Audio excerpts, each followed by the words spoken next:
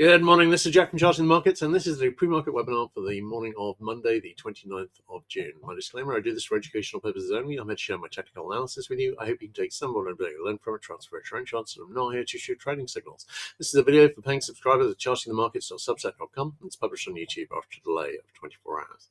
All right, great. Let's have a look at ES. Now, we're still in the situation where at the start of last week, I drew these two flags, and at the moment we are staying pretty firmly within the smaller flag, and we haven't seen it break down. I was wondering if we'd see that broken down this morning with the resumption of everyone shooting at each other in Iran, but that was a very, very well controlled conflict which lasted between the market closing on Friday and until an hour before the announcement that new talks were on, and shooting was stopping, and an hour before the futures opened on Sunday. So real weekend warrior war. So we're seeing equities are up. Oil barely moved, and so what I'm looking at here is a very nice looking. Well, I'm looking at some fairly bullish stats for this week and next week, and frankly for the week after. And I'm looking at a very nice looking double bottom here, and I'm thinking that double bottom has a decent shot at playing out. On NQ, nice looking double bottom again. Again, nice little shot at it playing out. We've still got a 60-minute buy signal fix. That hasn't made target yet. RTY still hanging around by the highs. YM still hanging around by the highs. DAX still making a bull flag. And when I'm thinking we retest the all-time highs on ES and NQ, we're likely to see a retest of the high here too. ESTX still hanging around close to the highs, and Nikkei still making new highs. Well, it looks like we're forming a little bull flag or a triangle at the moment, but we are not that far from the highs on that either. Now, I just want to take a quick moment to look at the historical stats. Today is bullish, about 62%. Tomorrow, neutral to slightly bullish. Wednesday, very, very bullish. Sometimes you get a big move up on the first day of a month, and July is very much one of those. So S&P has been up 32 of the last 36, so it's 90% bullish. So that is, it's 85% bullish on the Nikkei, 81% bullish on the Dow. It's one of the most bullish days of the year. And we've then got neutral to very slightly bearish on Thursday, and we've got the holiday for Independence holiday weekend on Friday. All right, looking at next week, we are neutral Tuesday and Wednesday, bullish Monday, Thursday, and Friday. The week after that, starting on Monday the 13th, we are bullish on Monday and Tuesday and Friday. You're seeing a bit of theme developing here. And then that basically takes us through to the 17th of July and the end of the strongly bullish period. But that is a pretty strongly bullish period historically. So we shall see. One thing I was mentioned on the crypto webinar, and I'm going to mention again, this is the chart of the day. Have a careful look at it. This is basically after the installments of new Fed chairs since 1930, and that Fed chair was Eugene Mayer, I think. And this is basically starting in 1930, almost a century of Fed chairs. Every single one of them was down after 3 months. But two of those were in the 30s, Eugene Black and Eugene Mayer. This was Alan Greenspan in 1987. If you strip out the top three and you strip out the bottom three, basically you got -8, -8, -7, -7, and -4. And that is impressively bearish. So I mean, it's not, if you strip out the outliers, it's not huge, but nonetheless, it is a significant move down. We shall see. Oh, and Volcker, of course, at 10%. So watching with interest to see how much happens over the next few months. But I have to say, historically, the next 2 weeks is not a promising period to be looking for a decline. I've got unfinished business above at a retest of the all-time highs, and I'm thinking we are likely to do that in that time. When? Who could say? All right, looking at ES. ES. Nice looking flag here, slightly oversized maybe. This could be an overall triangle forming, of course, and that's the same I think with NQ. And I'm leaning towards the upside, but we're going to need to get back over the daily middle band, which is currently at 75.25. Exactly the same on SPX. We've got, obviously, on all of the US indices, we've got RSI 14 sell signals fixed on the daily. That's unlikely to change if we see a retest of the high, of the all-time high, but I'm expecting those to play out sooner or later. We've got no divergence on the RSI 5s, and that would be where I'd be looking for the short term. We did get a break below the 50 DMA on SPX and traded the whole day below it, essentially on Friday. On the hourly chart, nothing to see really, although we do have a very nice looking falling channel here, which could be a flag, and the next obvious target within that flag would obviously be the flag support currently in about the 71.70 area. So just tossing that out there as a possibility, although I'm not seeing much sign of that happening so far. But if we keep failing to get back above the daily middle band, then then that actually becomes, of course, more likely. Nothing on the 15-minute. Looking at the Qs, again, this could be a triangle forming, could be a large flag. Larger flag would need a next low below the 685.62 area, really, but this could be a triangle forming. Again, expecting this to resolve into a retest of the all-time high sooner or later. The RSI 5 buy signal, which did fix there, has reached the possible near miss target. In terms of the hourly chart, nothing. 15-minute chart, we've still got an RSI 14 buy signal fixed. Again, not a bad looking flag setup here if we go a bit lower. In that case, the obvious target would be in about the 678 area. Looking at Dire, Dire never got close to the daily middle band. This has really been all tech. So we will see some hangover from the SpaceX IPO maybe. There will be more IPOs, and those may cause trouble because the AI bubble looks very, very, very much like a bubble. So we've got a possible weak RSI 5 sell signal brewing here on Dire, mainly because it hasn't really dropped much, and I've got an obvious wedge support here down here at about the 509 area if it's got the juice to reach it. Nothing on the hourly chart, nothing on the 15-minute chart. All right, let's have a look at the IWM chart. And on IWM, again, we're hanging around near the highs. Again, we've got a decent looking rising wedge here, really very decent looking. So could go higher, but I'm looking at the short-term wedge support currently being at about the 287 area.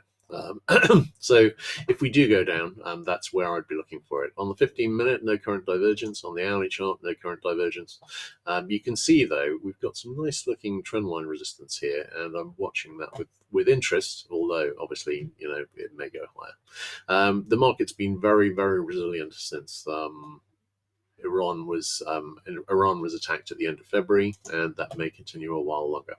All right, looking at DAX. DAX, we've got we're below the daily middle band. Needs to get back over that if we're going to see a retest of the high again. This could be a bullish triangle forming on Nikkei. I've got this nice looking rising megaphone here, and it reached the resistance pretty much exactly that I was looking at. I'm wondering if we might see a move down into the support in the 65,000 area. Again, not much sign of overall topping here, really, although we do have some sell signals on the monthly chart, which I'm thinking probably play out sooner or later, but generally tends to be a mistake to take those as an immediate sign. This has been, I just want to note, an amazing run. So I made this note on the March 2020 during the COVID crisis that as and when this finished, I thought this might be a strong buy setup, and wow, look at that. It's gone from, it's basically quadrupled, more than quadrupled. Hell of a run. All right. Overdue for a sizable retracement in my view, but that could start, at any point really. Looking at DAX, DX rather, this looks like a bull flag forming on EURUSD. It looks like a bear flag forming. GBP/USD, possible bottoming action. USD JPY still hasn't reached my 192 target. It's managed to get up to 161.95. I'm thinking that'll probably get hit this week. Doesn't need to stop there, of course. USD CAD heading up nicely with a target in about the 1.48 area. Australian dollar has made the head and shoulder target, and NZ has made the double top target. We might see a larger bounce and retracement on DX from that, so watching that with interest. ZB, we've got a 60-minute sell signals fixed, and we've got a little possible head and shoulders I've got forming here that I've marked in. So I'm wondering about seeing a bit more retracement. This is only a little pattern. This is only a little signal. But I am wondering about a possible larger reversal. I was talking about that on the bigger picture webinar last night. ZN got a 60-minute sell signal fixed here too, and again wondering about a retrace. Okay, looking at oil. Now, oil's had an interesting weekend, and oil, I still think we're going to see a crisis sooner or later, but at the moment, we're not seeing an awful lot of sign of it. The war risk premium is down. It's insurance is at 8 times normal, but I've seen that was actually up at 80 times normal at one point yesterday. We're not got a great deal going through the Strait of Hormuz at the moment.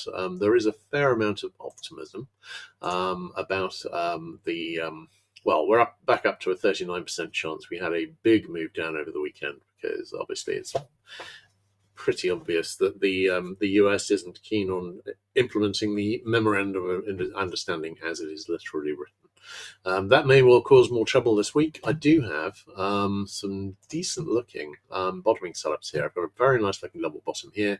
We didn't get this rally here. I was saying when we got the buy signal here, I was looking for this rally to deliver something that really showed up on the daily chart on the daily RSI.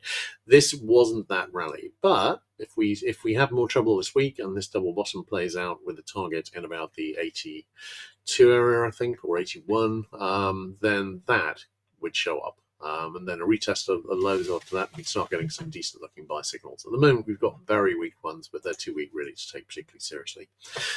Do we have a possible double bottom here too? Not really at the moment on CL, although on the spot price, we've got a pretty decent looking one. On HO, we've got what still looks like quite a lot like a bear flag. RBOB, nice looking potential double bottom here.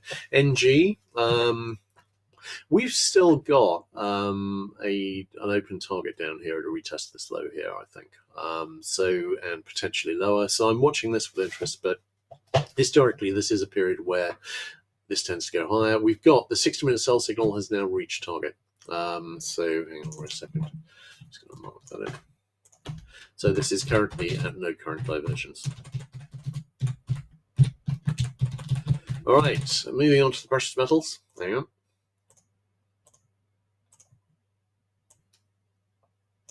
All right, looking at GC, this is a pretty decent looking double bottom here. We've actually got a decent looking possible daily RSI bicycle brewing. I am liking this. There's a potential bottoming setup. I'm not convinced it doesn't need to go a little lower to set up some of the other instruments. SI, this is nice looking falling wedge, nice looking bounce. 60-minute bicycle still fixed and hasn't quite made target yet. Palladium, very nice looking double bottom. Platinum, we haven't got a double bottom, but like silver, we've got a decent looking falling wedge. I'm thinking we might be still bottoming out for a little while, but I'm really liking a low here and the potential for this low to start taking us up towards the retest of the all-time high on gold. Looking at HG, we've got I've marked it in. This is a low quality. This isn't a high quality double top here on the futures chart, but it's a high quality top on the spot chart. So I've marked it in, and this has got a target on the 566 area. I've marked that in with a note about the difference between this and the spot chart. I'm wondering whether that's going to go down, but it would help if equities go down, of course, as well. All right, KC. Got a sell signal brewing on the daily chart, and we've got a weak 6-minute sell signal fixed here. And we've also got an IHS here, and hang on one second. And this doesn't look as though it makes a lot of sense on this chart, but on the spot chart, actually, this makes a lot of sense, and it's already broken up. This leaves us in an either-or scenario here, and there is a clear dividing line between those two scenarios, and that dividing line is here at the bottom of the right shoulder. I've got that in. That's marginally over 260. If we break down below 260, I'd be expecting this to head back towards the lows. Otherwise, we've got a pretty strong looking IHS, which is broken up with a target significantly higher. SB has broken up over declining resistance, waiting to see if we see some follow through. CC, we've got a weak 6-minute sell signal fix, and I'm wondering about a possible larger reversal. On platinum, we've got a decent looking falling wedge here. Sorry, Let's have a look at lumber. Lumber, we've been seeing a bit of a retracement here. We've got a weak 6-minute buy signal fixed, and I'm wondering about a possible retest of this high here on CT. CT, I'm wondering about a retest of this low to set up a double bottom. On ZW, I'm wondering about a retest of this low to set up a double bottom. We came very close to that retest overnight. But I think the double bottom has, in practical terms, failed. But I'm going to call it when we actually reach this low retest. On corn, I was looking for a low retest, and we almost had that overnight too. This would set up a smaller double bottom setup, which would look like that. Soy, this kind of looks like a bear flag forming, so I'm wondering about a retest of the lows coming there too. On ZL, this looks like a little bear flag, setting up a retest of this low. Bigger picture, I'm wondering if we might see a reversal back up. Live cattle, we're still waiting for a retest of this high here in the 251.50 area. And HE, this looks like a bear flag, setting up a retest of this low. That could be the second low of a double bottom, as and when we get there.